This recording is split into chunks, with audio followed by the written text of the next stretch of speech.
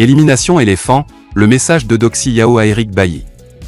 Pour plus de détails après le générique. Avant de commencer, n'oubliez pas de vous abonner et d'activer la cloche de notification car cela va vous permettre de ne plus manquer à nos prochaines vidéos. C'est parti!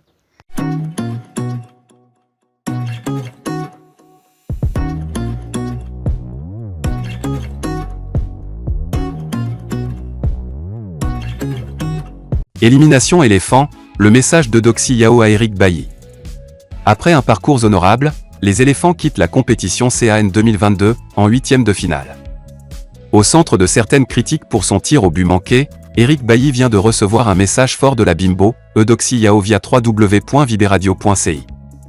Les éléphants sont tombés hier les armes en main face au pharaon d'Égypte, au tir au but, en 8e de finale de la CAN 2022. L'auteur du tir au but manqué des éléphants, Eric Bailly n'échappe cependant pas à certaines critiques pour son raté. Devant ces critiques, la Go Bobaraba a tenu à réagir, via le site www.viberadio.ci. Eudoxie Yao prend position, Eric Bailly a été l'un des meilleurs éléphants au cours du match d'hier contre l'Égypte. Il a raté son tir au but, c'est un coup de malchance. Il ne faut pas l'en vouloir parce que même les meilleurs joueurs du monde ratent eux aussi des pénaltys importants, fait remarquer l'ex de Grand P.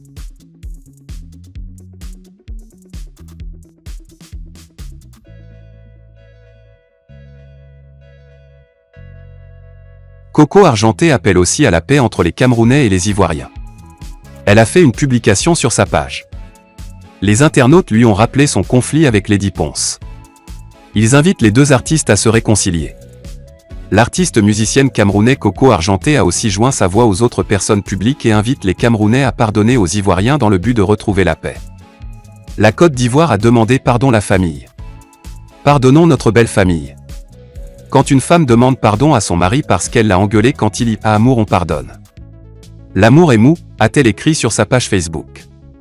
Cependant, étant donné que Internet n'oublie rien, les internautes ont profité de l'occasion pour lui rappeler qu'elle est en conflit avec l'artiste camerounais Lady Ponce depuis bientôt 2 ans et qu'il est temps de faire la paix également.